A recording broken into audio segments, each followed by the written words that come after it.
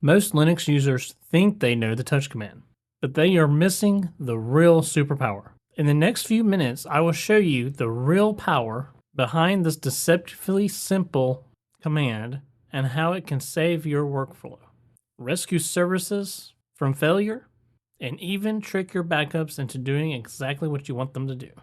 Hello everyone and welcome to Bo Morgan Tech. I am Bo Morgan, and in today's video we're going to be diving into the touch command. It is one of the easiest Linux commands you will learn, but it is also one of the most overlooked. And once you understand the touch command fully, you will see that it is a very handy tool to keep in your system admin toolkit. And if you would like to follow along, you can click the link in the video description to a free trial of Linode, where you can spin up your very own Linux VM and follow along with me as I go over the touch command. And so let's get started. Now the touch command really has two main superpowers. It will create a file if it does not already exist. If that file happens to already exist, it will update the modification timestamp on the file. And I know at first that sounds really simple, but let's take a closer look at why that matters. And let's jump on over to the terminal. And now that we're here at the terminal, we want to make sure that the touch command is installed. Now, most major distributions of Linux should already have it installed, but if you want to make sure it's there or not, you can do command -V and then touch and hit enter, and it's showing that it's already installed and it's already in my file path.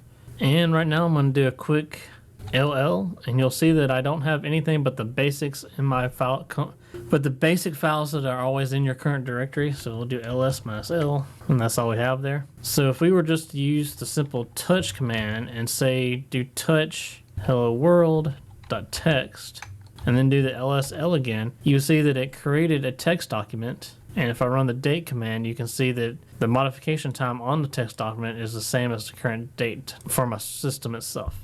And so it created an empty text document, just running the touch command along with an argument such as hello world.txt. But if you remember, the second superpower of the touch command is that if the file exists, it updates the modification time. So if we were to do touch hello world again, and then look at the modification time, you would see that there are two different modification times on the same file. Now this can be really useful in a situation where you're making backups, because many backup tools out there will only back up a file if the modification time is newer on it.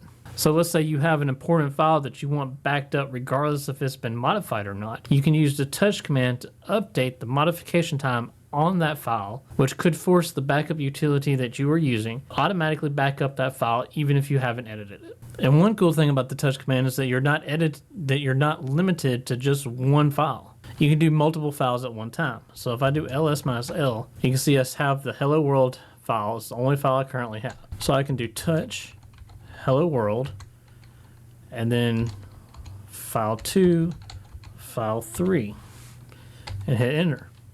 Now if I do ls-l, you will see that the modification time has changed on hello world, and we have also created two new files, file 2 and file 3. And not only can the touch command update the timestamp on a file, you can even do a custom timestamp on a file by simply doing the touch command and -t argument for timestamp. And before I get into that, I'm going to do the date command to see what the current system date is. And so now I'll do touch -t, and I'll do 2025, 08 for August, and then 12 for yesterday's date for me. And then I'm going to do 12 a.m. and I'm going to do hello world text file and hit enter. So now if I do ls-l, the date stamp on hello world has changed from today to yesterday's date. And you can play around with that any way you want to. I could even change the date to be sometime in 1999, for example, and see it changes the timestamp again. Just be extremely careful when doing a custom timestamp on a file, because depending on the backup utility you are using, this could break the backup and cause any important file not to be backed up. And depending on where you are working at, your organization could have a policy in place making it illegal to modify the timestamp on a file. Because in some forensic investigation situations, timestamps on files can be very important information. But this is a virtual server that I spun up in Linode for the sole purpose of this video, and after this video, I'm going to be deleting it. So I know for a fact that none of these files are important. Now, so far, you've saw me do the touch command to create new files, for example, file 2 and file 3, modify the date stamp on a file, and even do a custom timestamp on a file. But did you know that the touch command can even work on a directory? So I'm going to make dir directory 1 and directory 2. So now if I do ls minus l, you'll see I have dir 1 and dir 2. So now I can do touch dir. Well, let me do the date real quick to see what time it is. And we're almost the next minute. So now I can do touch dir 1. And if I do ls minus l again, and you see it changed the modification time on the directory. That's what I'm saying. The touch command is a really useful tool because it's smart enough to know the difference between a file and a directory, and you don't have to pass in any extra arguments for it to do what it's intended to do. It can still modify the creation date. You can even pass the -c command, which prevents touch from creating a file if it doesn't exist. It only modifies the file if it's there. So we can do touch -c, and I'm going to do file 4, because as you can see up here, there is not currently a file 4, and hit enter. And if I do ls minus l, there still is no file 4, because the -c added to touch keeps it from creating a new file if it's not currently there. But now if I do the -c, if I do the touch -c, and then file 2, and then do ls minus l, you will see that it updated the timestamp on file 2.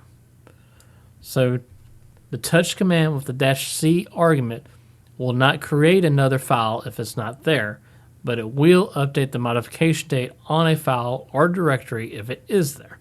And now the last special argument that I'm going to tell you about touch is the -r command. So let me do ls minus l here so you can see what I currently have available. And so I'm going to do touch -r, and what r is going to do is going to allow me to assign the date stamp from a current file to another file. So I'm going to do touch -r, and then for reference, the reference file, and I'm going to use hello world because it's currently 1999 just for the fun of it. And so we're going to do touch -r, hello world, and then you're going to do the file that you want to apply the timestamp to. And just to show you that you can do this to a directory, I'm going to do directory 1. I'm going to press enter.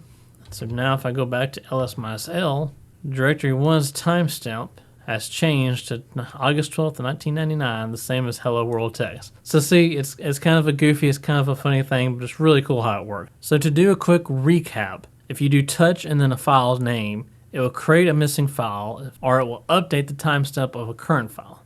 You can do something like touch file 1, file 2, file 3 to create multiple files at one time, or to update the timestamps on multiple files at one time. You can do touch -t, and then a timestamp in this format, and then the file name to set a custom timestamp on a file or a directory.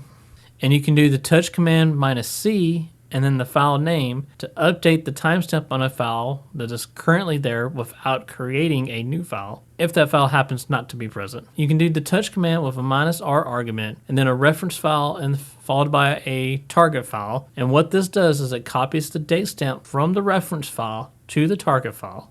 And as you can see, the touch command is a really cool, simple command, especially considering it's one of Linux's simplest commands out there. If you found this video helpful, please hit the like button. It really helps this channel grow. And be sure to subscribe for more practical Linux tips. And be sure to check out your free trial of Linode by clicking the link in the video description.